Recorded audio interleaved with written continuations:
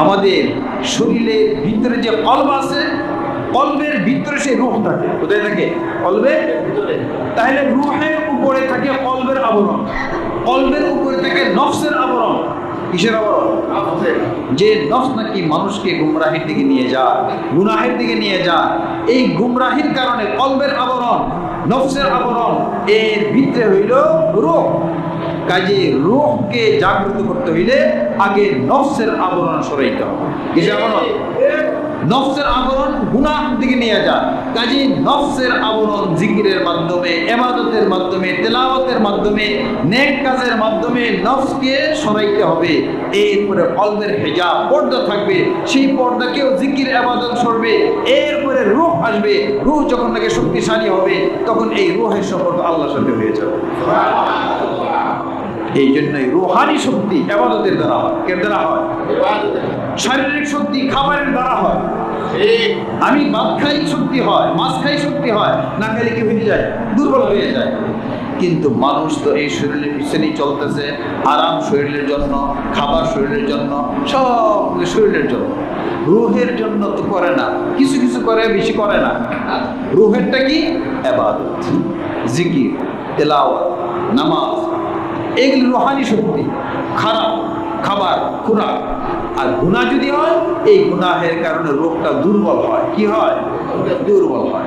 এই জন্যই নফসের অনুসরণ না করে, শয়তানের অনুসরণ না করে, হুজুর সাল্লাল্লাহু আলাইহি ওয়াসাল্লাম সুন্নতের অনুসরণ করে আমাদের অন্তরের ভিতরে যে রূহ আছে, সেই রূহের আবরণগুলি দূর করে রূহকে শক্তিশালী করা, এইটাই হইল আমাদের আসল কাজ।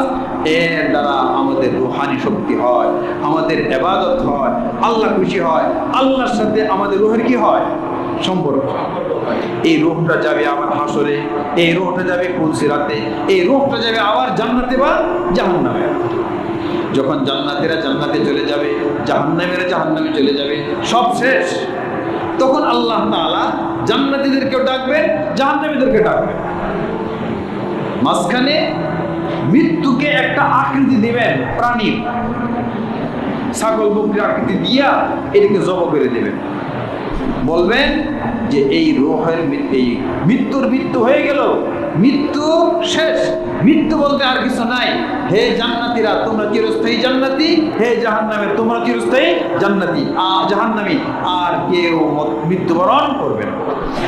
কি কথা দাঁড়াইলো?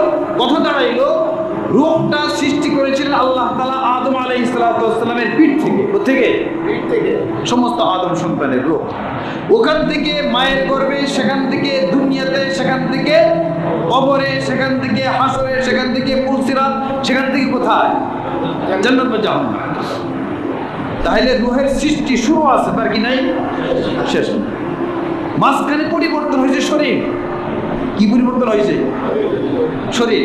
কাজেই শরীর আসল নয়, রূহ কি আসল।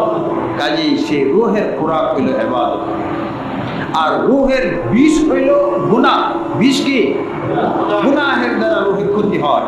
কাজে আমরা সমস্ত গুনাহ থেকে বেঁচে থাকি, সমস্ত ইবাদতগুলি করি, আর আল্লাহ তাআলার মুহাব্বত অন্তরের ভিতরে রাখি, যেন আল্লাহ তাআলার পূর্ণ মুহাব্বত অন্তরে থাকে, এবং অন্তরকে এমনভাবে আবাদ করি যেন আমি আল্লাহ তাআলাকে দেখে ইবাদত করতে পারি, অথবা আল্লাহ আমাকে দেখে।